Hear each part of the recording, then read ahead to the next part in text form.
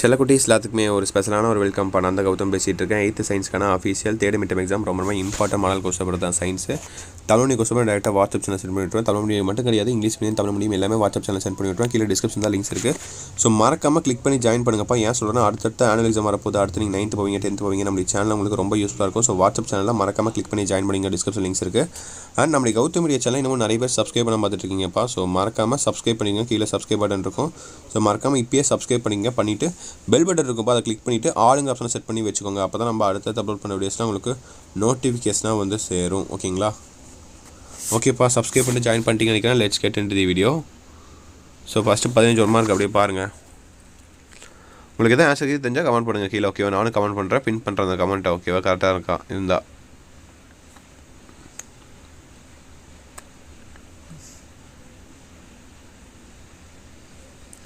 one of the following is an example of a permanent magnet. The south pole of a bat magnet and the north pole of the U-shaped magnet will dash. 2 3 4 5 6 7 8 9 10 11 12 13 14 15.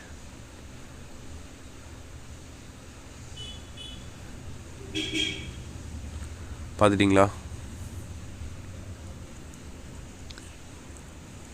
அடுத்து 2 mark questions பாருங்கள். 10 எழுதணும் நீங்கள். ஓகேங்களா? எத்தனை கேட்டிருக்காங்க?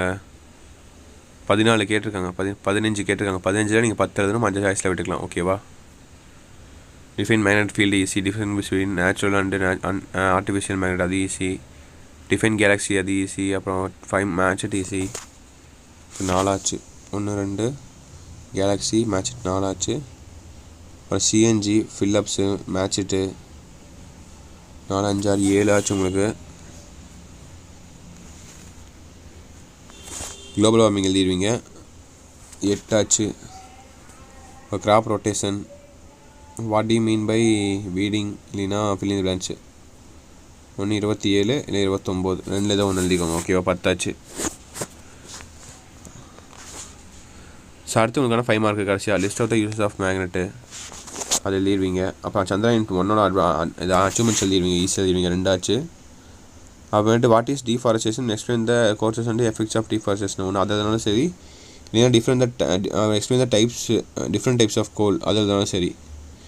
நிறைய பேர் 35 தான் எழுதுவீங்கன்னு நினைக்கிறேன் எனக்கு தெரிஞ்ச வரைக்கும். ஏன்னா அதான் கொஞ்சம் ஈஸி. டீஃபாரஸ்டேஷனாக அலைஞ்சதுக்கு என்ன அப்படியே சும்மா எழுதுனா போகணும். ஓனா கதை மாதிரி எழுதுனா கூட போதும்.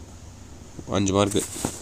ஸோ தச்சிப்பா வீடியோ எனக்கு வந்தாச்சு. கண்டிப்பாக இந்த வீடியோ உங்களுக்கு ரொம்ப யூஸ் வந்துருக்குன்னு நினைக்கிறேன். இந்த வீடியோ உங்கள் ஃப்ரெண்ட்ஸ் அண்ட் கிளாஸ்மேட்டுக்குலாம் மறக்காமல் ஷேர் பண்ணுங்கள். அவனுக்கும் ரொம்ப யூஸ்ஃபுல்லாக இருக்கும்.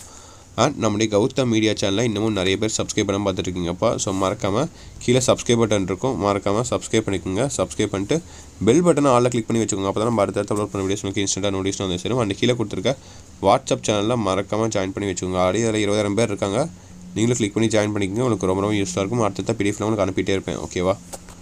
ஓகே சில குட்டீஸ், தச்சிட்டு நினைக்கிறப்பா விஷயத்தை very all the best. Exam எழுதுங்க. உங்களுக்கு எதாவது டவுட்ஸ் இருந்தால் தயங்காமல் கேளுங்க. ஓகே சில குட்டீஸ், பை ஸ்டூடெண்ட்ஸ், பாய்.